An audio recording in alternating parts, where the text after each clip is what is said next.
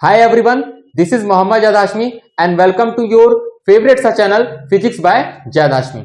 पिछले लेक्चर में हम लोग डायलेक्ट्रिक के बारे में बात कर रहे थे कि डायलेक्ट्रिक बेसिकली होता क्या है और जब कभी भी किसी भी डायलेक्ट्रिक को एक्सटर्नल इलेक्ट्रिक फील्ड के अंदर डाल दिया जाता है तो क्या इफेक्ट आता है डायलेक्ट्रिक। तो आज हम बेसिकली बात करेंगे पोलराइजेशन की। किसकी बात करेंगे? पोलराइजेशन की। हालांकि बेसिकली पिछले लेक्चर में पोलराइजेशन की बात हमने कर ली थी, हल्की फुल्की बातें हमने बताई थी, वहां पे पोलराइजेशन बेसिकली होता क्या है ना। ये पोलराइजेशन की बात हमारे डायलेक्ट्रिक से ही निकल के आती है। तो हमने पिछले लेक्चर में क्या सीखा है कि जब कभी भी किसी भी डायलेक्ट्रिक को एक्सटर्नल इलेक्ट्रिक फील्ड के अंदर रख दिया जाता है तो डायलेक्ट्रिक में क्या हो जाता है, डिस्प्लेसमेंट हो जाता है चार्जेस का। चार्जेस के इस डिस्प्लेसमेंट को ही after placing a dielectric inside the external electric field is basically known as polarization. मतलब polarization is basically what? Polarization is the displacement of positive and negative charge. Displacement of positive and negative charge, या दूसरे word में ऐसा बोल सकते हैं the alignment of a dipole, alignment of a dipole inside the dielectric after the placing it in external electric field is basically known as polarization. मतलब जो हमारा डायपोल हमारा नहीं बन रहा था किसी डायलेक्ट्रिक के अंदर, जैसे अगर हम बात करें कि हमारा दो टाइप का डायलेक्ट्रिक होता था, एक नॉन पोलर डायलेक्ट्रिक होता था, एक पोलर डायलेक्ट्रिक होता था। तो पोलर डायलेक्ट्रिक में बेसिकली क्या होता था, हर एक मॉलिक्यूल खुद से एक क्या करता था, परमानेंट डायपोल बनाता था। बट रैंडम डायरेक्शन में ओरिएंटेशन उसका होने के कारण क्या होता था, net dipole moment of the system क्या हो जाता था, जीरो हो जाता था। जब उसको एक्सटर्नल इलेक्ट्रिक फील्ड के अंदर रख देते थे तो एक्सटर्नल इलेक्ट्रिक फील्ड के अंदर रखने पर उस डायपोल पर टॉर्क लगता था और हर डायपोल को क्या कर देता था, सीधा करके इलेक्ट्रिक फील्ड के डायरेक्शन में वो इलेक्ट्रिक फील्ड क्या करता था, कर देता था। मतलब इलेक्ट्रिक फील्ड क्या करता था, हर डायपोल को सीधा करके इलेक्ट्रिक फील्ड अपने डायरेक्शन में ला देता था। तो अपने जब डायरेक्शन में ला देता था तो उस डायलेक्ट्रिक का क्या बन जाता था, एक नेट डायपोल मोमेंट बन जाता था। That is basically known as polarization. This phenomenon is basically known as polarization. Again अगर हम नॉन डायलेक्ट्रिक की बात करें तो नॉन डायलेक्ट्रिक में हर एक मॉलिक्यूल ही हमारा डायपोल की तरह बिहेव नहीं करता था। कहने का मतलब हर मॉलिक्यूल का centre of positive charge, centre of negative charge एक ही जगह पर लाई करता था, जिसकी वजह से net dipole moment of each molecules क्या होता था जीरो। मतलब इसके पास नॉन पोलर मॉलिक्यूल के पास तुम्हारा डायपोल मोमेंट नहीं होता, और अगर नॉन पोलर मॉलिक्यूल के पास डायपोल मोमेंट नहीं होता तो उनसे बनने वाले सब्सटेंस का भी डायपोल मोमेंट नहीं होगा। लेकिन जब इसे एक्सटर्नल इलेक्ट्रिक फील्ड के अंदर रख देते थे तो there is a displacement of positive and negative charge. Positive charge का डिस्प्लेसमेंट इलेक्ट्रिक फील्ड के डायरेक्शन में होता था, नेगेटिव चार्ज का डिस्प्लेसमेंट इलेक्ट्रिक फील्ड के ऑपोजिट डायरेक्शन में होता था, जिसकी वजह से उनके बीच में कुछ ना कुछ सेपरेशन आता था। उस सेपरेशन के कारण हमारा कुछ डायपोल मूवमेंट हो जाता था पूरे के पूरे सिस्टम का। This phenomenon is again polarisation.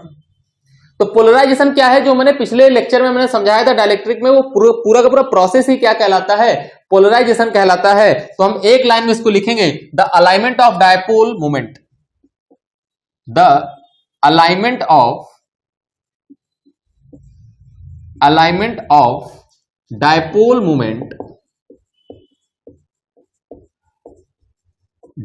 Moment in dielectric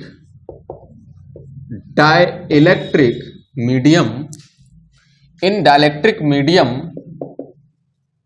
after placing it in external electric field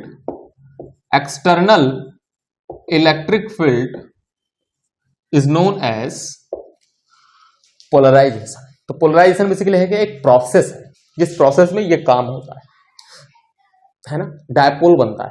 हर एक मॉलिक्यूल जो मॉलिक्यूल डायपोल की तरह बिहेव नहीं कर रहा था वो भी डायपोल की तरह बिहेव करने लगेगा, और जो डायपोल की तरह बिहेव करता था रैंडम डायरेक्शन में रैंडमली ओरिएंटेड होता था, उनको भी पर्टिकुलर डायरेक्शन में क्या कर देता था, हर डायपोल को पर्टिकुलर डायरेक्शन में अलाइन कर देता था। इसको भी पोलराइजेशन बोलते हैं। अब बात ये आती है कि पोलराइजेशन है तो लेकिन समझेंगे कैसे, हम फिजिक्स में समझेंगे कैसे, कौन सा मटेरियल ज्यादा पोलराइज हुआ, कौन सा मटेरियल कम पोलराइज हुआ, उसको भी किसी न किसी एंटिटी से दिखाना चाहिए ना, उसको भी किसी न किसी चीज से दिखाना पड़ेगा, क्योंकि फिजिक्स में ऐसे डेफिनेशन बना देने से तो कुछ होगा नहीं, उसको मैथमेटिक्स में इन्वॉल्व करना पड़ेगा। तो लोगों ने मैथमेटिक्स में इसको इन्वॉल्व करने के लिए, पोलराइजेशन को और फील दिलाने के लिए उन्होंने एक फैक्टर डिफाइन किया जिसको हम क्या बोलते हैं, पोलराइजेशन वेक्टर। क्या बोला? Polarization vector. नाम से ही पता चल रहा है ये एक वेक्टर क्वांटिटी है और इसे कैपिटल P वेक्टर से दिखाया जाता है। This is a vector quantity.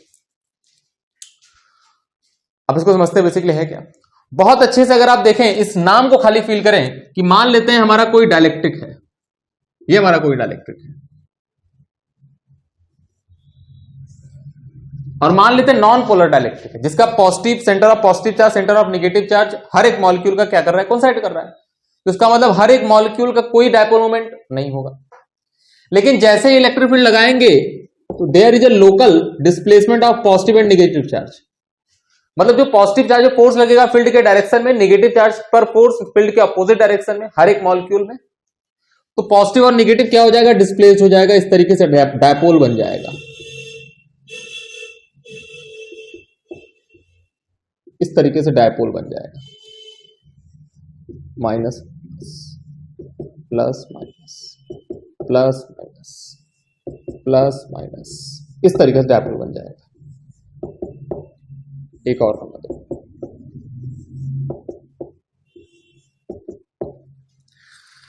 ये बन गया।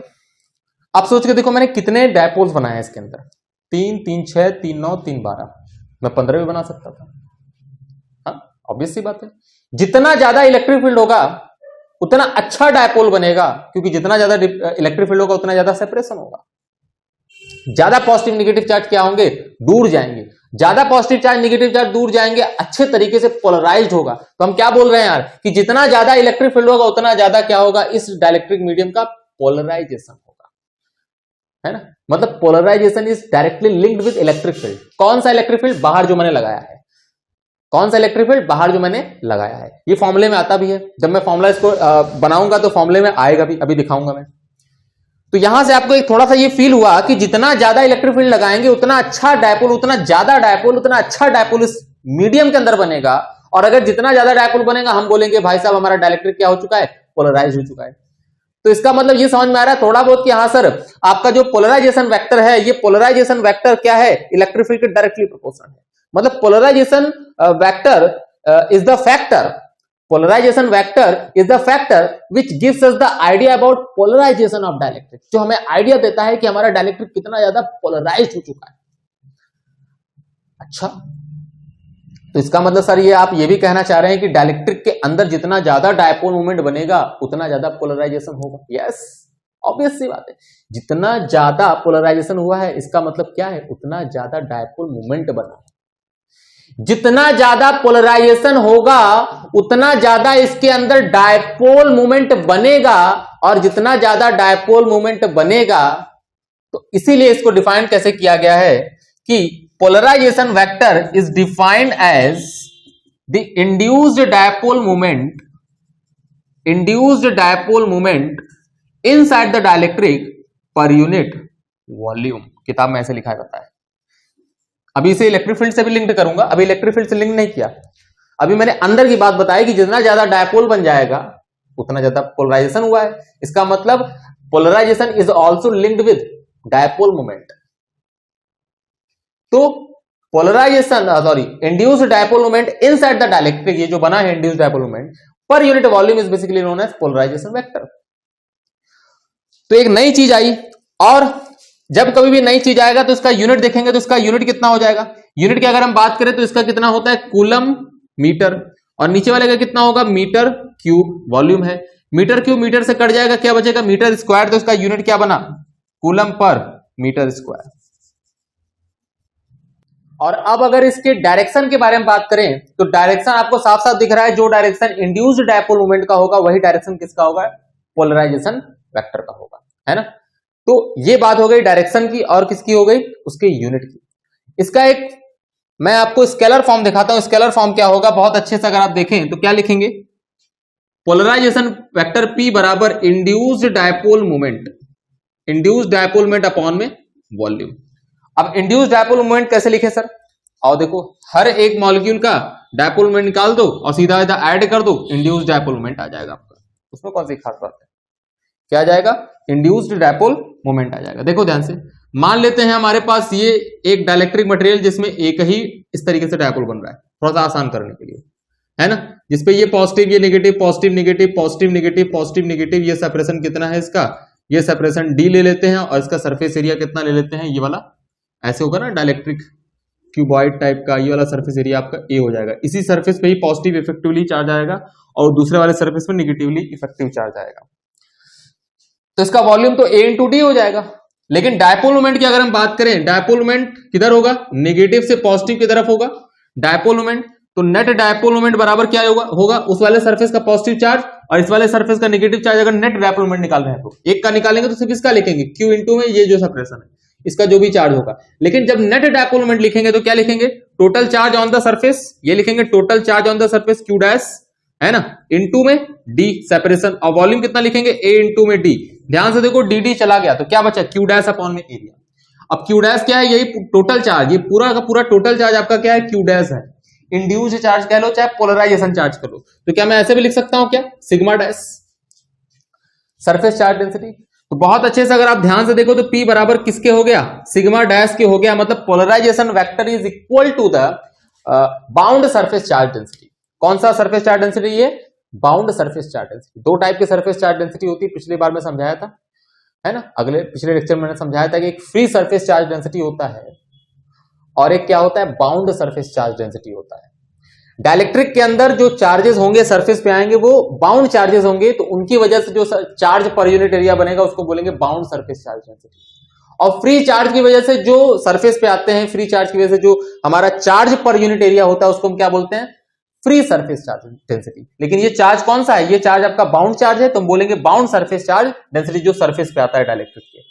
तो हम ऐसा बोल सकते हैं क्या यार कि mathematically the value of polarization vector is equal to the bound surface charge density. Yes, तो इसका मतलब polarization is directly linked with the bound surface charge density and it is equal to the bound surface charge density, है ना। तो ये चीज होता है, कभी कभी ये पूछ लेता है। और ये बराबर हैं इसीलिए इनका unit coulomb per metre square आया है। देखो ना ध्यान से, कूलम पर मीटर स्क्वायर, आपको पता है सरफेस चार्ज डेंसिटी तो कूलम पर मीटर स्क्वायर इसका यूनिट होता है। तो ये बात हो गई किसकी? पोलराइजेशन वेक्टर की। अब हम थोड़ा सा आगे बढ़ेंगे और सीखेंगे कि ससेप्टिबिलिटी क्या है। क्या सीखेंगे? ससेप्टिबिलिटी क्या है। यहीं पे सिखा दूं क्या? यहीं पे लिख देता हूं, ससेप्टिबिलिटी, इलेक्ट्रिकल ससेप्टिबिलिटी, है ना। तो अभी कुछ देर पहले मैंने एक बात बोली थी कि जितना ज्यादा इलेक्ट्रिक फील्ड लगाएंगे उतना ज्यादा पोलराइजेशन होगा। कौन सा इलेक्ट्रिक फील्ड? बाहर वाला एक्सटर्नल। ऐसी एक्सटर्नल को मैं सीधा मैं कैपिटल ई भी लिख दूंगा, है ना। तो जितना ज्यादा इलेक्ट्रिक फील्ड उतना ज्यादा पोलराइजेशन और उतना ही ज्यादा पोलराइजेशन वेक्टर। क्या बोला? जितना ज्यादा इलेक्ट्रिक फील्ड उतना ज्यादा पोलराइजेशन और जितना ज्यादा पोलराइजेशन उतना ही ज्यादा पोलराइजेशन वेक्टर। तो ऐसा बोला जा सकता है कि polarization vector is directly proportional to external electric field E. सही है। देखो मैंने फॉर्मूले में ला रहा हूं उसको, मैं बोला था ना कि इलेक्ट्रिक फील्ड फॉर्मूले के अंदर आएगा, तो आ रहा है। Polarization vector is directly proportional to electric field E. अब ये हटेगा तो एक कांस्टेंट आएगा। अब वो कांस्टेंट, यहां पे एक कांस्टेंट नहीं दो कांस्टेंट आता है। क्या होता है वो कांस्टेंट? अभी समझाता हूं। दो कांस्टेंट ही क्यों आता है? एप्सिलॉन नॉट काई ई इनटू में कितना आ जाएगा? E vector. ये क्या हो गया?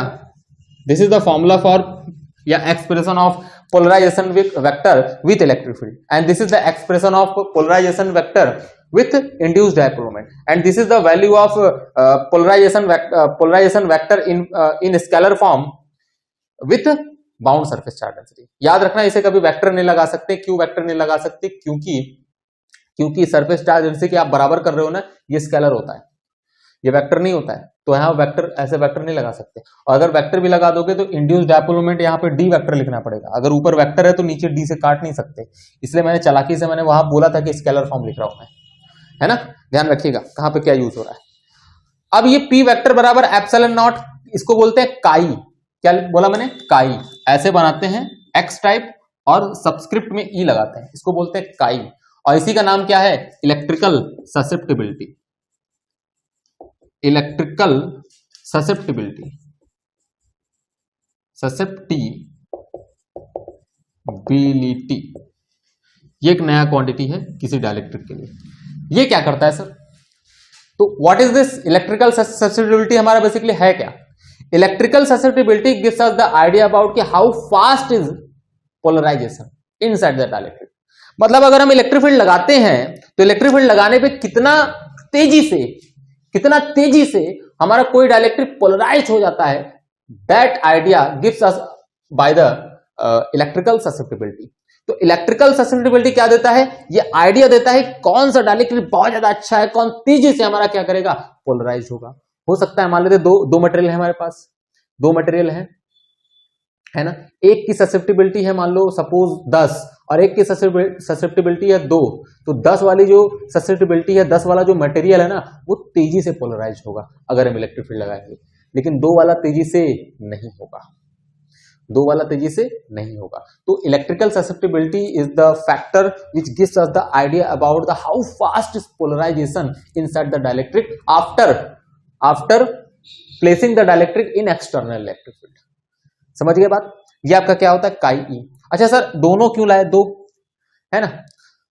हालांकि कभी कई बुकों में एप्सिलॉन नॉट नहीं लिखते हैं, उनका सेंस होता है कि सीधा वो काई लिखते हैं, वो ई भी नहीं लिखते नीचे, है ना। असलियत में क्या है, काई ई का डायमेंशन होता है और डायमेंशन लेस होता है बेसिकली, इसका यूनिट नहीं होता, इसका डायमेंशन नहीं होता, ना तो इसका यूनिट होता है ना तो इसका डायमेंशन होता है। उसी के लिए हम एप्सिलॉन नॉट का मल्टीप्लाई करते हैं ताकि ये डायमेंशन लेस बना रहे, क्योंकि ये क्या है, नंबर है। काई क्या है, इलेक्ट्रिकल ससेप्टिबिलिटी क्या है, एक नंबर है, इसके नंबर से हम पहचानेंगे, इसका कोई यूनिट नहीं होगा, है ना। ये नंबर होगा 2 4 5 6 10 ऐसे इस तरीके से नंबर होगा, पॉइंट में भी आ सकता है, ऐसे कोई खास बात नहीं। एक नंबर है, ये सिर्फ एक नंबर है, तो इसलिए इसका यूनिट क्या होना चाहिए, ये यूनिट लेस होना चाहिए, ठीक। तो ये फॉर्मूला हो गया आपका किसका, पी का। एक फॉर्मूला ये याद रखिएगा, एक फॉर्मूला ये, और ये इसके बराबर होता है ये। अच्छा यहां से एक बात और निकल के आती है कि the direction of polarization vector is in the direction of external electric field. ये थोड़ा सा सही है कि जिस डायरेक्शन में आप एक्सटर्नल इलेक्ट्रिक फील्ड लगा रहे हैं किसी डाइलेक्ट्रिक के अक्रॉस, उसी डायरेक्शन में आपका क्या आएगा, पोलराइजेशन वेक्टर का डायरेक्शन आएगा। चलिए आगे बढ़ते हैं, थोड़ा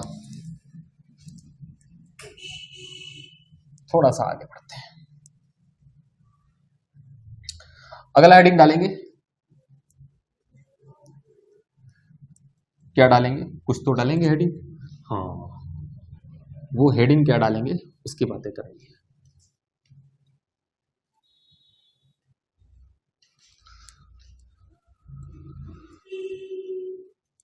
डाई इलेक्ट्रिक कांस्टेंट, अगला हेडिंग क्या रहेगा, dielectric constant,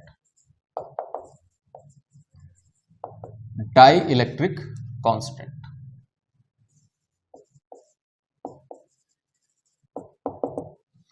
dielectric constant, इसे बहुत लोग रिलेटिव परमिटिविटी भी बोलते हैं, रिलेटिव परमिटिविटी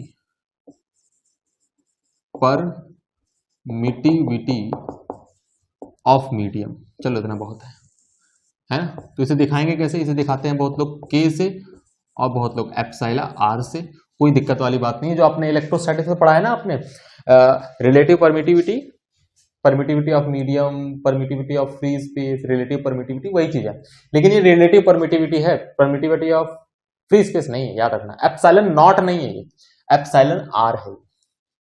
और आपने पढ़ा है एप्सिलॉन आर की वैल्यू किसके बराबर होती है, एप्सिलॉन आर बराबर एप्सिलॉन नॉट अपॉन में epsilon not.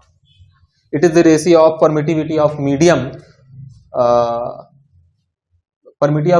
To permittivity of free space, ठीक है, वही चीज है ये, उसी की बात करता हूं। अब बेसिकली ये है क्या, ध्यान से सुनना। पिछले लेक्चर में हमने क्या पढ़ा था, पिछले लेक्चर में हमने पढ़ा था कि जब कभी भी किसी भी डाइलेक्ट्रिक को एक्सटर्नल इलेक्ट्रिक फील्ड के अंदर डाल देते हैं तो उसके अंदर नेट इलेक्ट्रिक फील्ड घट जाती है। कारण क्या था, क्योंकि जैसे इलेक्ट्रिक फील्ड लगाते हैं तो डायपोल बनना स्टार्ट होते हैं, और डायपोल बनना स्टार्ट होते हैं तो इफेक्टिवली सरफेस पर एक पॉजिटिव चार्ज आता है और दूसरे साइड नेगेटिव चार्ज आता है, वो एक इंटरनल इलेक्ट्रिक फील्ड जनरेट करते हैं। और external electric field, internal electric field just एक दूसरे के अपोजिट में होते हैं, लेकिन दोनों बराबर नहीं होते हैं। इसीलिए नेट इलेक्ट्रिक फील्ड किसी पर्टिकुलर डायरेक्शन में आएगा। ऑब्वियस सी बात है, एक्सटर्नल इलेक्ट्रिक फील्ड हमेशा ज्यादा होता है इंटरनल से, क्योंकि थोड़े बहुत ही चार्ज आएंगे तो उतना अच्छा खासा इलेक्ट्रिक फील्ड आ नहीं पाएगा इंटरनल वाला, तो एक्सटर्नल वाला इंटरनल से ज्यादा होता है। और जब घटा के net electric field inside the dielectric निकालेंगे तो हमें पता चला था कि डाइलेक्ट्रिक के अंदर इलेक्ट्रिक फील्ड क्या हो जाता है, घट जाता है। क्या हो जाता है, घट जाता है, डिक्रीज कर जाता है। तो क्यों घटता है, क्या कारण है, ये इलेक्ट्रिक फील्ड क्यों घट रहा है, क्यों घट रहा है, वो कारण ये है। तो this is the reason behind it. तो डाइलेक्ट्रिक कांस्टेंट है क्या, dielectric constant is the factor जिस फैक्टर से इलेक्ट्रिक फील्ड घट जाता है। Dielectric constant is the factor by which electric field inside the dielectric decreases in comparison to external electric field. उसी को हम क्या बोलते हैं, डाइलेक्ट्रिक कांस्टेंट। इसको मैं दूसरे तरीके से भी डिफाइन करूंगा, अभी ऐसे ही समझे। तो मान लेते हैं हमारे पास ये क्या है, डाइलेक्ट्रिक है। इस डाइलेक्ट्रिक को हमने क्या कर दिया, किसी एक्सटर्नल इलेक्ट्रिक फील्ड के अंदर रख दिया। ये एक्सटर्नल इलेक्ट्रिक फील्ड आपका ऐसे लिख सकते हो आप, एक्सटर्नल इलेक्ट्रिक फील्ड। हाँ, ई नॉट भी लिख सकते हो यार, ऐसे ही छोड़ दो, खत्म, कोई उसमें कोई खास बात है नहीं। तो जैसे ये लगाएंगे तो सीधा मैं पॉजिटिव चार्ज बना रहा हूं, ये बाउंड चार्ज है, minus minus minus minus minus, this is your bound charge. इसको सरफेस चार्ज डेंसिटी आप सिग्मा भी बोल सकते हो। इस सरफेस के कारण एक इलेक्ट्रिक फील्ड आएगा, लेफ्ट साइड में आएगा, जिसे हम क्या बोलेंगे, इंटरनल इलेक्ट्रिक फील्ड बोलेंगे। तो बहुत अच्छे से अगर आप ध्यान से देखो तो नेट इलेक्ट्रिक फील्ड इसी डायरेक्शन में बचेगा। तो नेट इलेक्ट्रिक फील्ड जो बचेगा वो इस डायरेक्शन में बचेगा, this is the direction of net electric field. क्योंकि ये बड़ा है, ये छोटा है, इसमें से ये घटेगा तो डायरेक्शन इधर ही आएगा। तो नेट इलेक्ट्रिक फील्ड अगर बहुत अच्छे से देखो तो net electric field is equal to the external electric field minus में इंटरनल इलेक्ट्रिक फील्ड। तो यहां से ये पता चला net electric field inside the dielectric decreases after placing it inside the external electric field. और अगर ये घट जाता है तो जिस फैक्टर से ये घट जाता है उसको हम क्या बोलते हैं, डाइलेक्ट्रिक कांस्टेंट, है ना। जैसे मैंने मान लो मैंने कहा एक्सटर्नल इलेक्ट्रिक फील्ड मैंने लगाया 20 वोल्ट पर मीटर, और डाइलेक्ट्रिक के अंदर कितना बचा, डाइलेक्ट्रिक के अंदर बचा 5 वोल्ट पर मीटर। तो इसका मतलब यहां पर जो K की वैल्यू थी वो कितनी थी, 4। यहां पर जो K की वैल्यू थी कितनी थी, 4। 20/4 कितना बचेगा, 5 बचेगा। मान लो कोई डाइलेक्ट्रिक था, उसके अंदर नेट इलेक्ट्रिक फील्ड कितनी बची, 2 वोल्ट पर मीटर। इसका मतलब यहां पर जो फैक्टर था जो घटा रहा है वो फैक्टर कितने फैक्टर से घट गया, वो फैक्टर आपका कितना है, 10। तो इसका मतलब इसका डाइलेक्ट्रिक कांस्टेंट ज्यादा है, इसलिए इसमें इलेक्ट्रिक फील्ड ज्यादा घटी है। इसका डाइलेक्ट्रिक कांस्टेंट कम है, इसलिए इसमें इलेक्ट्रिक फील्ड कम घटी है। इसका मतलब किस बात का आइडिया दे रहा है कि कितना ज्यादा इलेक्ट्रिक फील्ड घट गया और कितना कम इलेक्ट्रिक फील्ड घटा। और काई क्या बोलता है, कितना तेजी से पोलराइजेशन हुआ। दोनों अलग बातें है ना। तो ये हमें इस बात का आइडिया देता है कि कितना ज्यादा इलेक्ट्रिक फील्ड घट गया या कितना कम इलेक्ट्रिक फील्ड घटा। तो हम क्या बोलेंगे, it is the factor by which electric field decreases, factor by which electric field intensity inside the dielectric, electric field intensity, electric field intensity inside the dielectric, inside dielectric decreases. बस इतना बहुत है। तो ऑब्वियस सी बात है, net electric field और external electric field में अगर हम बात करें तो नेट इलेक्ट्रिक फील्ड ऑब्वियस सी बात है ये कम होगा, ऑब्वियस सी बात है कम होगा। जितने फैक्टर से कम हुआ है वो डाइलेक्ट्रिक कांस्टेंट K है। अब अगर हमें इन दोनों को बराबर करना है तो सोच के देखो, बराबर अगर इन दोनों को करना है मतलब मुझे फॉर्मूला बनाना है, बराबर करना है तो क्या करना पड़ेगा, इधर डिवाइड करना पड़ेगा, क्योंकि डिवाइड होगा तभी तो इसके बराबर हो पाएगा, क्योंकि ये तो कम है और ये ज्यादा है। ज्यादा में कुछ डिवाइड करेंगे तभी तो कम के बराबर होगा, है ना। इसका मतलब ये फॉर्मूला बन चुका है आपका, अपॉन में कितना K, मतलब यही फैक्टर है जिस फैक्टर से नेट इलेक्ट्रिक फील्ड एक्सटर्नल से कम हो जाता है। अब ये बराबर हो गया और ये आपका फॉर्मूला बन गया। तो बहुत अच्छे से अगर आप ध्यान से देखो तो K की वैल्यू क्या बनी, K बराबर आपका हो गया एक्सटर्नल इलेक्ट्रिक फील्ड अपॉन में net electric field inside the dielectric. तो K of a dielectric is also be defined as the ratio of external electric field to net electric field inside the dielectric. ये दूसरा definition है. The dielectric constant of a dielectric is also be defined as the ratio of external electric field to the net electric field inside the dielectric. वो पहला जो formula था वो field वाला था, जिस फैक्टर से वो कम हो जाता है that is basically known as dielectric constant. ये दूसरा डेफिनेशन मैं फॉर्मूले से दे रहा हूं कि ये रेशियो है. और बहुत अच्छे से अगर आप ध्यान से देखें, अगर ये रेशियो है, ये नया चीज हमने पढ़ा, और अगर नया चीज हमने पढ़ा तो इसका यूनिट निकालेंगे तो इसका यूनिट क्या आएगा? यूनिटलेस. ये यूनिटलेस क्वांटिटी है. ध्यान से देखो, ये भी इलेक्ट्रिक फील्ड, ये भी electric field, volt per metre खत्म. और ये डायमेंशनलेस भी है, it is also dimensionless. Dimension भी खत्म हो जाएगा, कट जाएगा, डिवाइड हो जाएगा. तो इसका मतलब ये क्या है? It is a number. जिस नंबर से हम पहचानेंगे कि कौन सा डाइलेक्ट्रिक में इलेक्ट्रिक फील्ड ज्यादा कम होगा, एक नंबर बताएगा. ये एक नंबर है, ये है ना. कुछ कुछ मटेरियल के लिए मैं लिख देता हूं. जैसे मैं अगर बात करूं डाइलेक्ट्रिक कांस्टेंट की,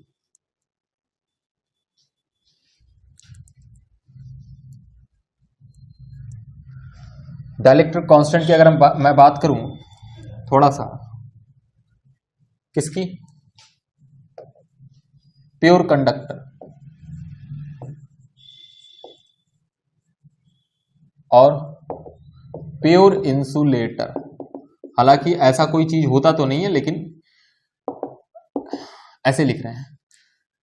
प्योर कंडक्टर नाम का कोई चीज नहीं होता, प्योर इंसुलेटर नहीं होता. मतलब प्योर कोई भी चीज नहीं होता फिजिक्स में, याद रखना है बात.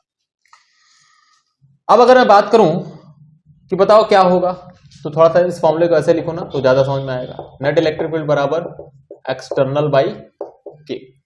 अगर मैं प्योर कंडक्टर की बात करूं तो प्योर कंडक्टर में नेट इलेक्ट्रिक फील्ड क्या होता है? अंदर अंदर, ये अंदर वाला इलेक्ट्रिक फील्ड है ना. नेट इलेक्ट्रिक फील्ड अंदर क्या होता है? जीरो. बताओ ये जीरो कब होगा? या यहां पे देख लो, नेट इलेक्ट्रिक फील्ड क्या होगा? जीरो. अगर ये जीरो होगा तो के की वैल्यू क्या हो जाएगी? इनफाइनाइट. इसका मतलब प्योर कंडक्टर का जो के की वैल्यू होती है वो कितनी होती है? इनफाइनाइट. तो के will be infinite for pure conductor. और फॉर कंडक्टर के की वैल्यू बहुत हाई होगी. के की वैल्यू जितना ज्यादा, वो उतना ज्यादा कंडक्टिविटी को शो कर रहा होगा. जिस मटेरियल की के की वैल्यू जितना ज्यादा होगा वो उतना ही ज्यादा कंडक्टिविटी को शो कर रहा होगा. जैसे मैंने बोला कि 3 मटेरियल तुमको दे दिए, एक का है 50 डाइलेक्ट्रिक कांस्टेंट, एक का है 170 और एक का है 320. तो कौन ज्यादा कंडक्टिविटी को शो कर रहा होगा?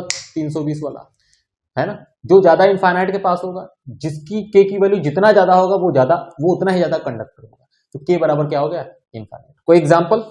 हाँ, कॉपर. कंडक्टर का एग्जांपल तो जानती है, कॉपर, एल्युमिनियम. कॉपर हो गया, एल्युमिनियम हो गया, गोल्ड हो गया, एटसेट्रा. प्योर इंसुलेटर की बात करूं, अगर मैं प्योर इंसुलेटर की बात करूं तो प्योर इंसुलेटर की नॉर्मली अगर हम बात करें तो अंदर इलेक्ट्रिक फील्ड क्या होता है? जीरो. भाई हल्का सा इंसुलेटर में, वो इंसुलेटर की बात कर रहा हूं जिसमें पोलराइजेशन हुआ ही नहीं. कई मटेरियल ऐसे भी हो सकते हैं जिसमें पोलराइजेशन ही ना, है ना. हालांकि ये भी इंसुलेटर ही है, लेकिन इसमें पोलराइजेशन, मतलब कुछ इंसुलेटर ऐसे होते हैं जिसमें पोलराइजेशन हो जाता है इलेक्ट्रिक फील्ड लगाने पर. जैसे इलेक्ट्रिक फील्ड लगाएंगे पोलराइजेशन हो गया, और पोलराइजेशन हो गया तो वो क्या है हमारा? तो वो हमारा डाइलेक्ट्रिक के कैटेगरी में डाल दिया. लेकिन अगर इलेक्ट्रिक फील्ड लगाने के बाद पोलराइजेशन हुआ ही नहीं तो उसको हम बोलेंगे भैया ये हमारा प्योर इंसुलेटर है. तो फॉर प्योर इंसुलेटर जो बाहर इलेक्ट्रिक फील्ड है वही अंदर इलेक्ट्रिक फील्ड है. क्यों? क्योंकि इलेक्ट्रिक फील्ड घटा ही नहीं, पोलराइजेशन हुआ ही नहीं. पोलराइजेशन हुआ ही नहीं तो electric field, internal electric field आया ही नहीं. इंटरनल इलेक्ट्रिक फील्ड आया ही नहीं, ये वाला इंटरनल इलेक्ट्रिक फील्ड आया ही नहीं, तो ये वाला इलेक्ट्रिक फील्ड जो बाहर लगाया था वो घटा ही नहीं. और जब घटा ही नहीं तो जो बाहर इलेक्ट्रिक फील्ड वही नेट अंदर इलेक्ट्रिक फील्ड, मतलब ये और ये बराबर, और ये बराबर तो ये कट जाएगा, और अगर ये कट जाएगा तो के की वैल्यू कितनी आ जाएगी? के बराबर 1. एग्जाम्पल, कुछ एग्जाम्पल ले लो. एयर एग्जाम्पल है बहुत अच्छा इंसुलेटर का, है ना. एयर, मैं इस जानबूझ के एयर एग्जांपल लिया हूं क्योंकि ताकि आपको पता रहे एयर हमारा इंसुलेटर होता है. हालांकि इसके इंसुलेशन को पंक्चर्ड भी किया जा सकता है, अभी बताऊंगा कुछ देर बाद कैसे. तो K बराबर 1 इंसुलेटर, K बराबर इन्फानाइट कंडक्टर, मिला जुला के यही दो मटेरियल होते हैं और जो भी इनके अलावा मटेरियल आएगा वो इनके बीच में ही होगा, है ना। इसका मतलब जो भी इनके अलावा मटेरियल आएगा उसकी कंडक्टिविटी इनके बीच में ही होगी। इसका कहने का मेरे कहने का मतलब ये फॉर अदर मटेरियल्स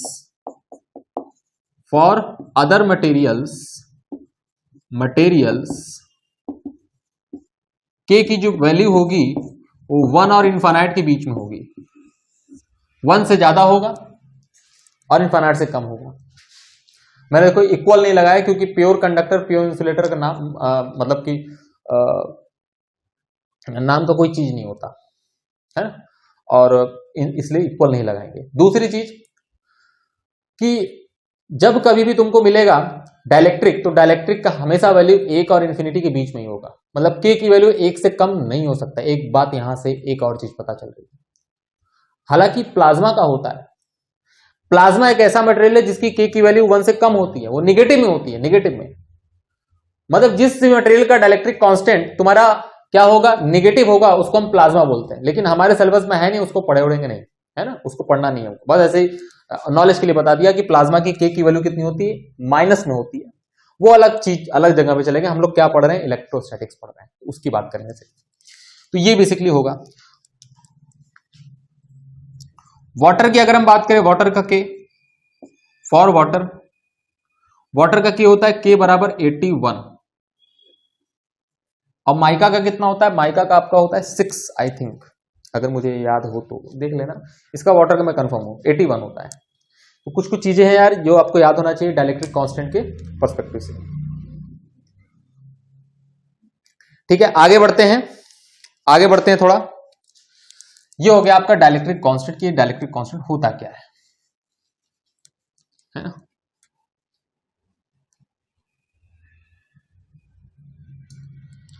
अब थोड़ी सी बात करते हैं relation between external electric field and net electric field, ऐसा कुछ बोल लो, या net electric field inside the dielectric, इसकी बात करते हैं। डाइलेक्ट्रिक के अंदर नेट इलेक्ट्रिक फील्ड कितनी बची होती है जब हम किसी एक्सटर्नल इलेक्ट्रिक फील्ड को लगा देते हैं, तो उसकी बात करते हैं। तो बहुत अच्छे से अगर आप ध्यान से देखो, तो अगर हम बात करें, मान लेते हैं हमारे पास ये डाइलेक्ट्रिक है। अब अगर मैं एक्सटर्नल इलेक्ट्रिक फील्ड लगाता हूं, कांस्टेंट एक्सटर्नल इलेक्ट्रिक फील्ड, वो किससे लगाऊंगा कांस्टेंट इलेक्ट्रिक फील्ड, तो हमें पता है पैरेलल प्लेट कैपेसिटर एक कांस्टेंट इलेक्ट्रिक फील्ड देता है। तो हम यहाँ पे पैरेलल प्लेट कैपेसिटर इस तरीके से लगा देते हैं, है ना, और एक कांस्टेंट इलेक्ट्रिक फील्ड जनरेट करते हैं, जिसकी वजह से क्या होगा, जिसकी वजह से एक कांस्टेंट इलेक्ट्रिक फील्ड आएगा और ये डाइलेक्ट्रिक हमारा क्या हो जाएगा, पोलराइज्ड हो जाएगा। मैं मान लेता हूं इस पैरेलल प्लेट कैपेसिटर का जो एरिया है ये एरिया ए है, और उसी डायमेंशंस का हमारा क्या है, डाइलेक्ट्रिक भी है, उसका एरिया भी वही है और इसका सेपरेशन भी वही है d। जितना प्लेट का सेपरेशन है उतना ही हमारा विड्थ होगा हमारे डाइलेक्ट्रिक का, ये d हो गया, है ना। तो जैसे इस पर चार्ज देंगे तो ये चार्ज इसके सरफेस पे आएगा, ये ऐसे plus plus plus plus plus plus plus, ये minus minus minus minus minus minus minus minus. इस चार्ज को हम क्या बोलेंगे, इस चार्ज को बोलेंगे free surface charge density sigma. Sigma is what, free surface charge density, charge density. ये एक इलेक्ट्रिक फील्ड जनरेट करेगा, जिस एक्सटर्नल इलेक्ट्रिक फील्ड को हम क्या बोलेंगे, this external electric field is equal to sigma by epsilon naught. क्यों, क्योंकि जो एक्सटर्नल इलेक्ट्रिक फील्ड आएगी इस वाले प्लेट की वजह से भी आएगी और इस वाले प्लेट की वजह से भी आएगी। इस लेयर की वजह से होगा electric field sigma bye 2 epsilon not, इस वाले लेयर की भी वजह से होगा electric field sigma bye 2 epsilon not. दो लेयर की वजह से 2 सिग्मा बाय 2 एप्सिलॉन नॉट, तो 2 कट गया ना, तो सिग्मा बाय एप्सिलॉन नॉट बचता है, क्योंकि दोनों सेम डायरेक्शन में आएगा।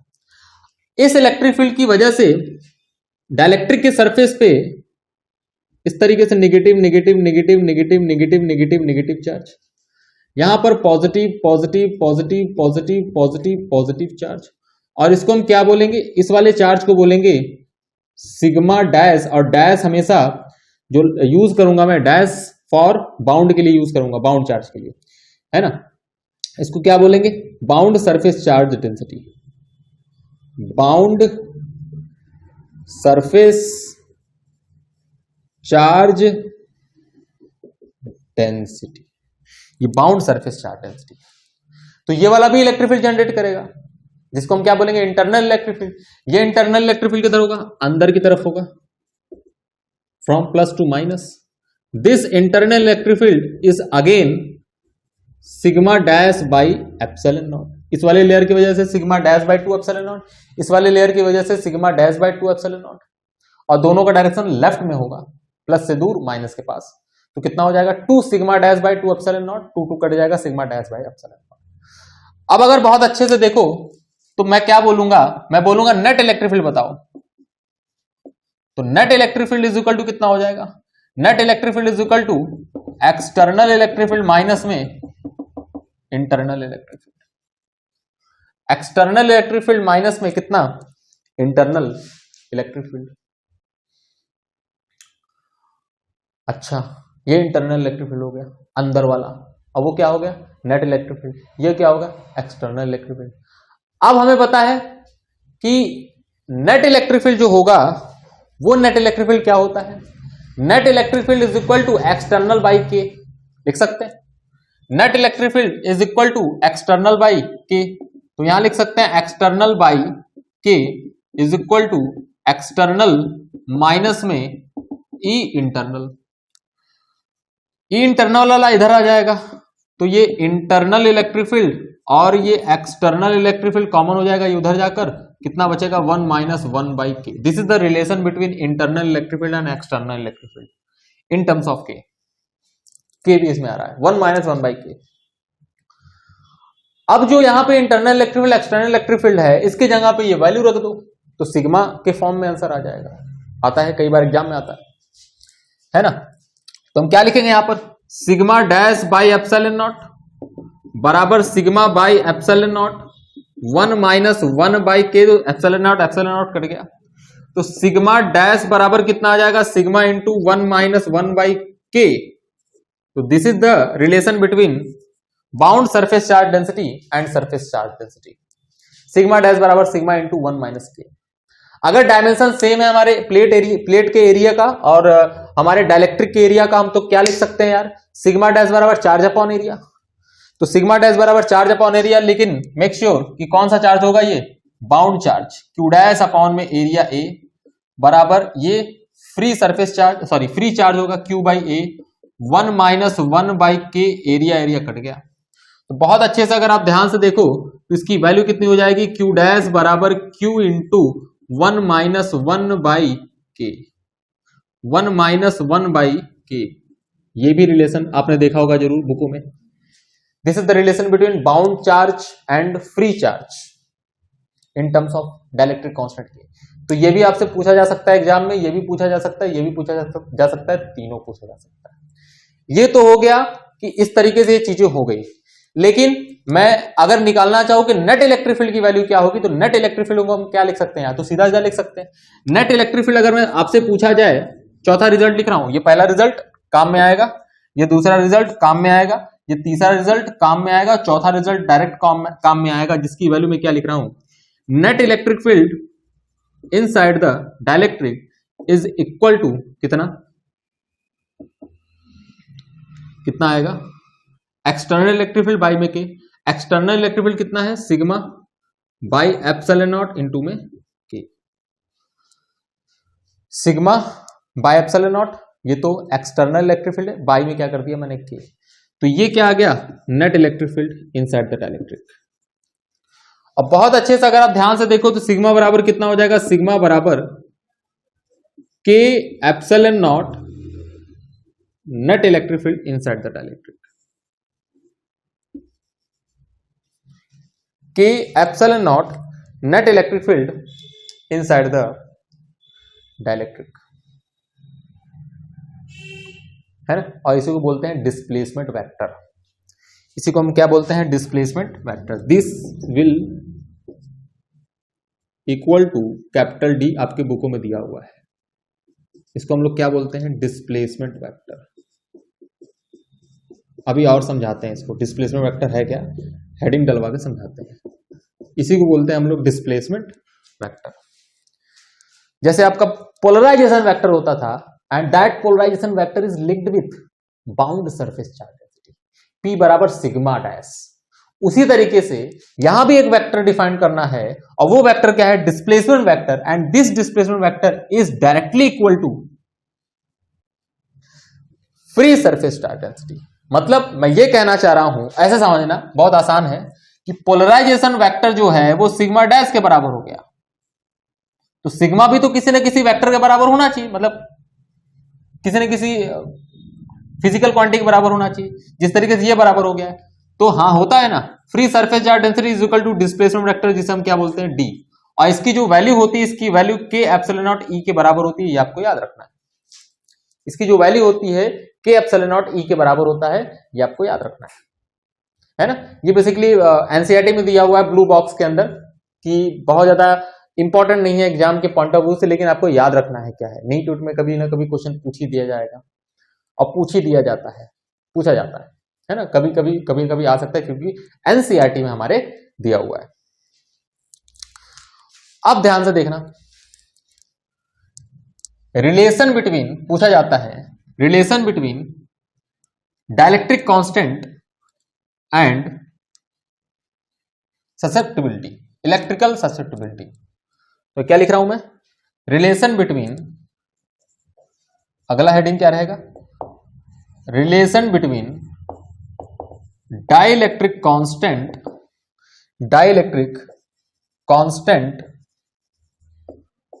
एंड इलेक्ट्रिकल ससेप्टिबिलिटी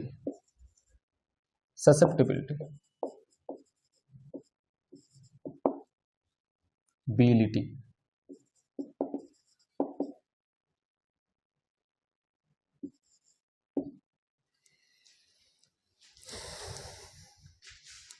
है ना, मतलब के और काई में रिलेशन निकालना है। कैसे निकालेंगे देखो ध्यान से, मैं वहीं से रिलेशन ढूंढ रहा हूं, यहां से।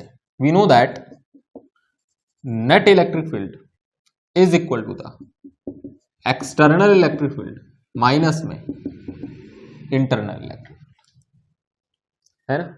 इसको हम क्या लिख सकते हैं यार, नेट इलेक्ट्रिक फील्ड है, इसको क्या लिख सकते हैं, एक्सटर्नल इलेक्ट्रिक फील्ड है तो sigma by epsilon not.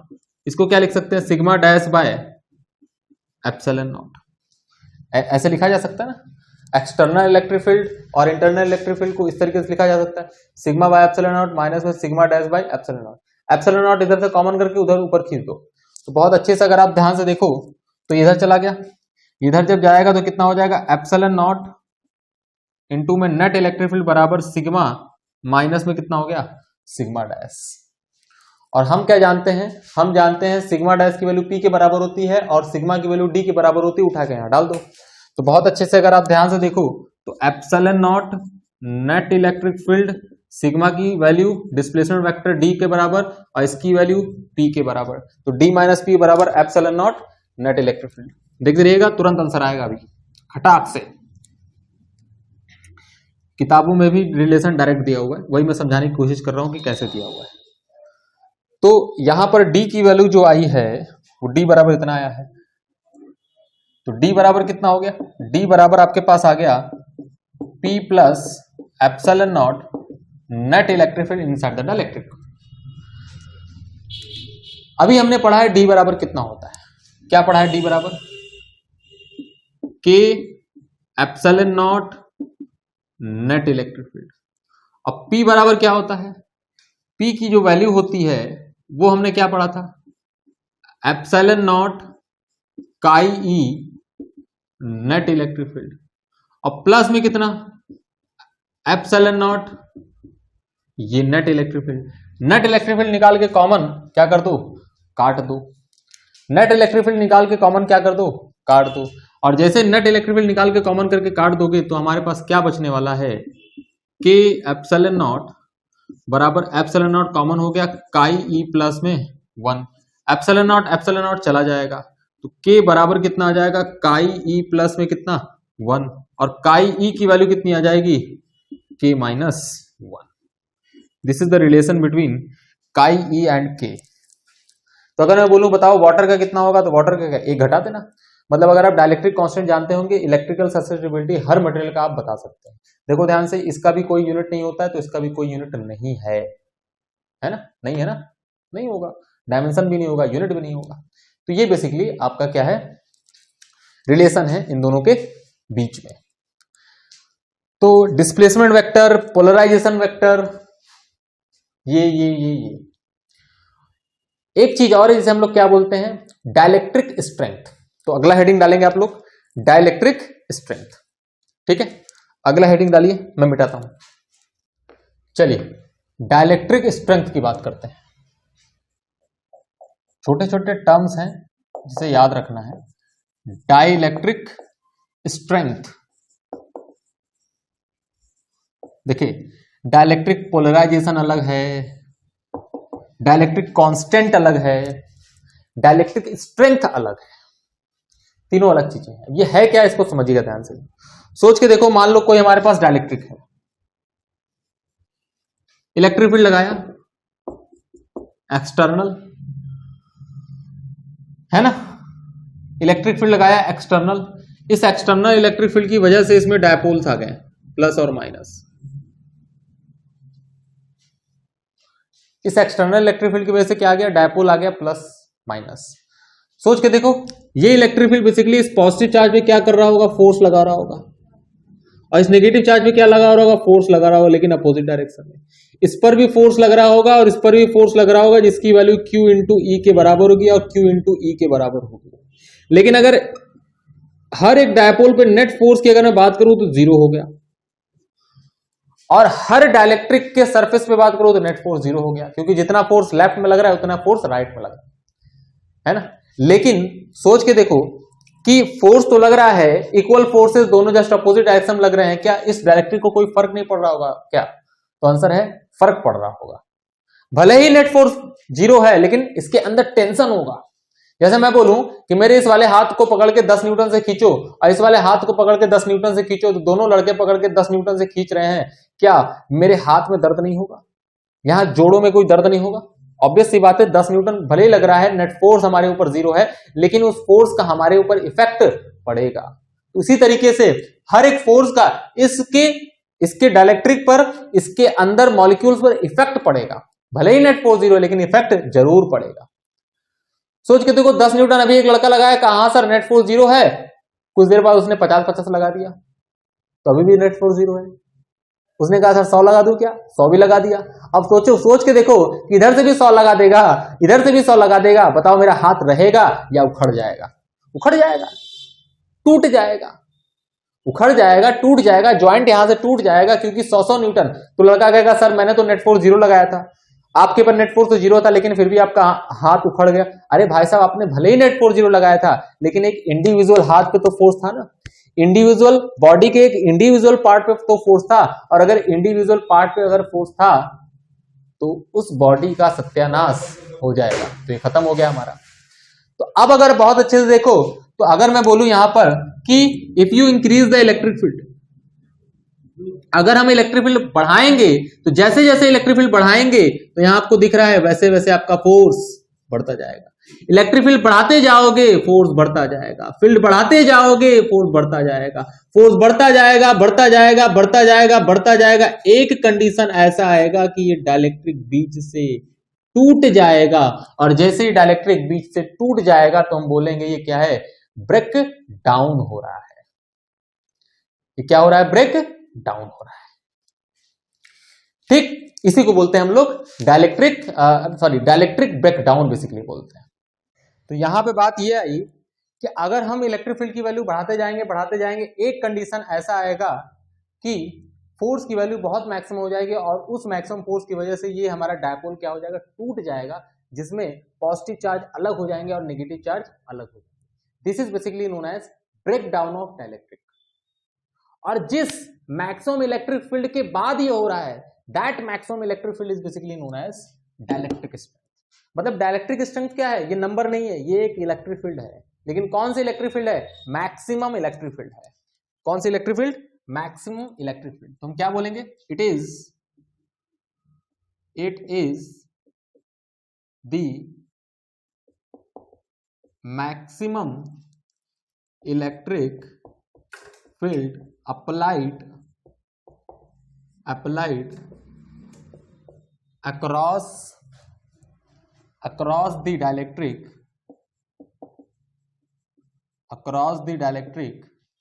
after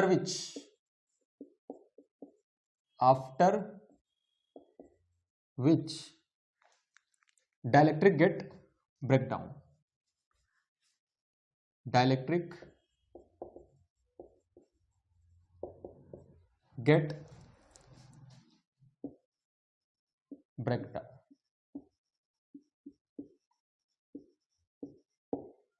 dielectric क्या हो जाता है? टूट जाता है, खराब हो जाता है। मतलब ये मैक्सिमम इलेक्ट्रिक फील्ड है। या ऐसे बोल सकते हैं जिस इलेक्ट्रिक फील्ड तक हमारा डाइलेक्ट्रिक सह सकता है, बचा रहता है, डाइलेक्ट्रिक ब्रेक नहीं होता है, जिस इलेक्ट्रिक फील्ड तक, उस इलेक्ट्रिक फील्ड को क्या बोलते हैं? हम डाइलेक्ट्रिक स्ट्रेंथ बोलते हैं, है ना। इसके लिए मैक्सिमम बोला जाएगा, इसके लिए मिनिमम बोला जाएगा। यहां जो लिखा हूं कि इसके बाद ये डाइलेक्ट्रिक फूट जाता है, मतलब मैक्सिमम से मैक्सिमम तो बहुत कुछ लगा सकते हैं, लेकिन जिस मिनिमम इलेक्ट्रिक फील्ड के बाद, मतलब जिस इलेक्ट्रिक फील्ड के बाद डाइलेक्ट्रिक फूट जाता है, उसको हम क्या बोलेंगे? उसको हम बोलेंगे डाइलेक्ट्रिक स्ट्रेंथ। तो यहां पे मिनिमम वर्ड यूज करना पड़ेगा। मैक्सिमम कब वर्ड यूज करेंगे? It is the maximum electric field जिस इलेक्ट्रिक फील्ड तक डाइलेक्ट्रिक हमारा बिना बैकग्राउंड के बचा रह जाता है, डाइलेक्ट्रिक एक डाइलेक्ट्रिक की तरफ बिहेव करता है, that is basically known as dielectric strength. तो मैक्सिमम मिनिमम सोच समझ के यूज करना है, क्योंकि ये बाउंड्री वाला कंडीशन है। तो ठीक है, for air dielectric strength for air की अगर हम बात करें, फॉर एयर के लिए maximum electric field 3 into 10⁶ volt per metre, ये होता है, इसे याद रखना है ना। क्या मैं इसको ऐसे भी लिख सकता हूं क्या? 3 मेगा वोल्ट पर मीटर, हाँ ऐसा भी लिखा जा सकता है, मेगा वोल्ट पर मीटर, है ना। क्या इसको ऐसे भी लिखा जा सकता है क्या यार? 3 इंटू 10⁻³ वोल्ट पर मिलीमीटर। तो आंसर है हाँ, ऐसे भी लिखा जा सकता है। इसको मीटर को मिलीमीटर में बदल दो। क्या इसको ऐसे भी लिखा जा सकता है क्या? 3 किलो वोल्ट पर मिलीमीटर, तो ऐसे भी लिखा जा सकता है। चाहे जैसे लिख दो, मुझे कोई प्रॉब्लम नहीं है। 3 किलो वोल्ट पर मिलीमीटर, है ना। तो अगर 1 मिलीमीटर के सेपरेशन में अगर 3 किलो वोल्ट अगर इलेक्ट्रिक फील्ड आप पैदा कर देंगे, तो इसका मतलब वो एयर क्या हो जाएगा? ब्रेकडाउन हो जाएगा। एयर का ब्रेकडाउन हो जाएगा, इंसुलेशन उसका क्या हो जाएगा? पंचर्ड हो जाएगा। मतलब इंसुलेटर होता है हमारा एयर, अगर एयर इंसुलेटर होता है, अगर इलेक्ट्रिक फील्ड लगाएंगे तो इतने इलेक्ट्रिक फील्ड से ज्यादा इलेक्ट्रिक फील्ड लगा देंगे या इतना लगा देंगे, तो वहां पर एयर का इंसुलेशन स्टार्ट हो जाएगा, एयर में आयोनाइजेशन हो जाएगा, एयर में पॉजिटिव नेगेटिव चार्ज दौड़ने लगेंगे और एयर के अंदर करंट फ्लो करना स्टार्ट हो जाएगा। तो एयर का इंसुलेशन पंक्चर करने के लिए हमें कितना इलेक्ट्रिक फील्ड लगाना पड़ेगा? कम से कम इतना इलेक्ट्रिक फील्ड लगाना ही लगाना पड़ेगा। यहां पे देखो मैं मैक्सिमम लिख दिया, लेकिन ठीक है चलो, ये ब्रेक डाउन है, ई की वैल्यू सीधा लिखो, क्योंकि मैक्सिमम मिनिमम कुछ भी लिख सकते हैं, वो हमारे बोलने के सेंस में हम क्या बोल रहे हैं। तो 3 इंटू 10⁶ वोल्ट पर मीटर, ये ऐसा एयर का हो गया। एक क्वेश्चन इसी पे करते हैं यार, एक क्वेश्चन इसी पे करते हैं कि यहां साइड में कि is it possible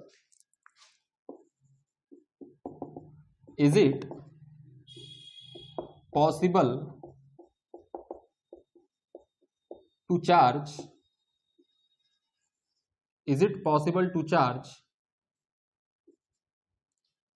a body, a spherical body,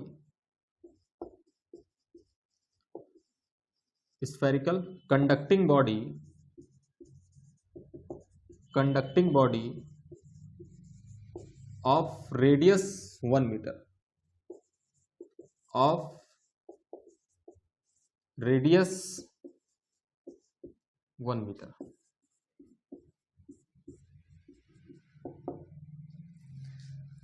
क्या 1 मीटर के रेडियस के बॉडी को हम, is it possible to charge 1 coulomb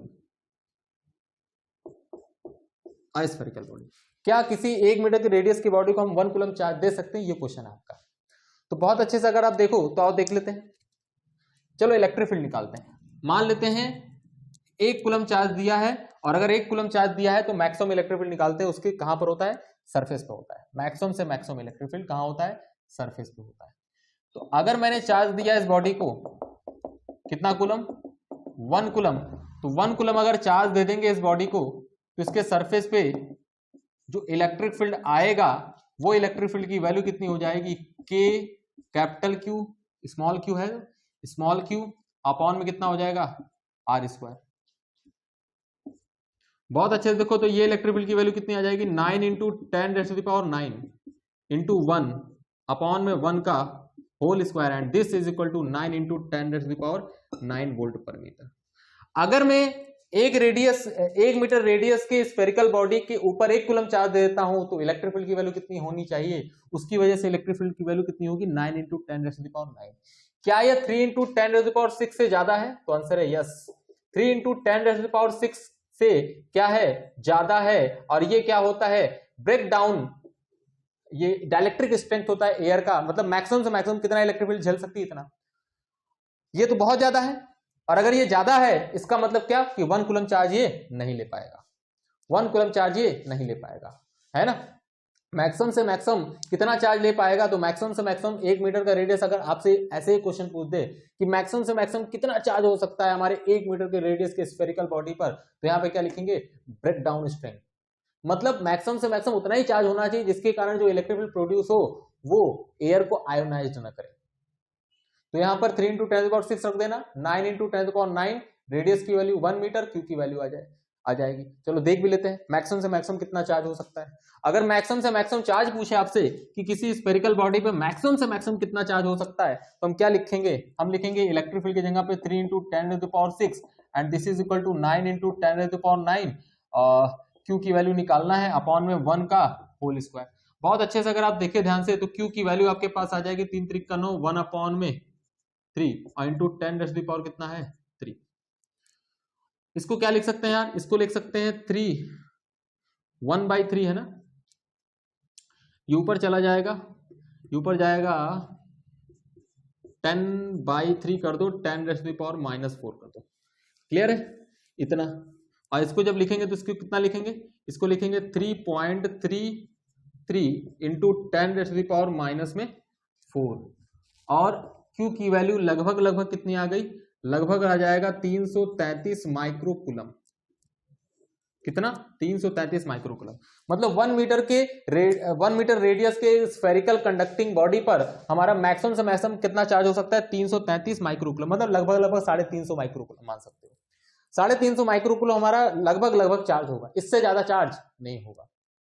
क्यों नहीं होगा, ज्यादा चार्ज होगा तो क्या हो जाएगा, अरे यार अगर ज्यादा चार्ज होगा, सोच के देखो मैं 350 से ज्यादा चार्ज होगा तो जैसे ही 350 से ज्यादा चार्ज होगा तो इलेक्ट्रिक फील्ड की वैल्यू ज्यादा हो जाएगी, और इलेक्ट्रिक फील्ड की वैल्यू ज्यादा हो जाएगी तो अगल बगल में जो डायपोल बना हुआ है प्लस माइनस, ये माइनस चार्ज क्या होगा, ये माइनस चार्ज आएगा बॉडी के पास, ये माइनस क्या कर देगा, जो हमने एक्स्ट्रा चार्ज बढ़ाया है इलेक्ट्रिक फील्ड बढ़ाने के लिए, जो हमने एक्स्ट्रा चार्ज बढ़ाया है 350 से, तो उस एक्स्ट्रा चार्ज को ये माइनस आके न्यूट्रलाइज कर देगा, फिर ये प्लस चार्ज दूर भाग जाएगा, फिर चार्ज बढ़ाएंगे तो दूसरा एयर मॉलिक्यूल क्या होगा, एयर मॉलिक्यूल का ब्रेक डाउन होगा, वो माइनस आके उस एक्स्ट्रा चार्ज को पॉजिटिव को क्या कर देगा, गायब कर देगा। फिर चार्ज बढ़ाएंगे तो क्या होगा, प्लस माइनस इसको ब्रेक डाउन करेगा तो ये इधर भागेगा और माइनस वाला इधर आएगा। तो जो हम बार बार एक्स्ट्रा चार्ज बढ़ाएंगे तो बार बार एक्स्ट्रा चार्ज बढ़ाने से इलेक्ट्रिक फील्ड की वैल्यू बढ़ेगी, और इलेक्ट्रिक फील्ड की वैल्यू बढ़ने से अगल बगल का मीडियम क्या होगा, आयोनाइज होगा, जिसकी वजह से जो हम एक्स्ट्रा चार्ज डाल रहे हैं वो एक्स्ट्रा चार्ज क्या हो जा रहा है, न्यूट्रलाइज हो जा रहा है due to the ions in the surrounding medium. तो यहां देखो आयंस भागने लगे, पॉजिटिव चार्ज दूर भागने लगा, नेगेटिव चार्ज पास आने लगा, करंट फ्लो होने लगा, और हमारे एयर के अंदर इंसुलेशन पंक्चर्ड हो गया। अब हमारा एयर नहीं रहा, अब हमारा एयर इंसुलेटर नहीं रहा, अब हमारा आजकल एयर क्या बन चुका है, कंडक्टिंग मीडियम बन चुका है। ये कंडक्ट कर रहा है इलेक्ट्रिसिटी को, तो एयर में भी इलेक्ट्रिसिटी क्या हो जाएगी, कंडक्ट हो जाएगी। यही फिनोमेनन होता है आपका जब बिजली कड़कता है तो थंडरिंग में बिजली कड़कती हुई नीचे आती है ना, कहते हैं कि यार बिजली गिर गई, लोग मर गए, है ना, सोना निकल गया, पता नहीं क्या क्या बोलते रहते हैं। ठीक है, वो चीज होता है, सोना होना फिजिक्स में नहीं होता है, सोना नहीं निकलता, बिजली में कहाँ सोना होता है भाई, बिजली में बिजली होता है, पॉजिटिव नेगेटिव चार्ज फ्लो कर रहे होते हैं उसमें। ठीक है, अब जो सोना बोल रहा है बोलने दो कि वहां गिर जाएगा तो सोना निकल जाएगा, ठीक है, तो ये फिनोमेनन बेसिकली होता है, इसी को हम क्या बोलते हैं, डाइलेक्ट्रिक स्ट्रेंथ। तो अगले लेक्चर में हम लोग मिलेंगे, तो अगले लेक्चर में इसी के आगे एक चीज और बाकी रह गया जिसको हम क्या बोलते हैं, ब्रेक डाउन वोल्टेज। तो ब्रेक डाउन वोल्टेज की बात करेंगे, फिर हम लोग बात करेंगे किसी भी कैपेसिटर के अंदर जब हम डाइलेक्ट्रिक को डालते हैं तो क्या होता है। ठीक है, तब तक के लिए हंसते रहिए, मुस्कुराते रहिए, पढ़ते रहिए। Thank you.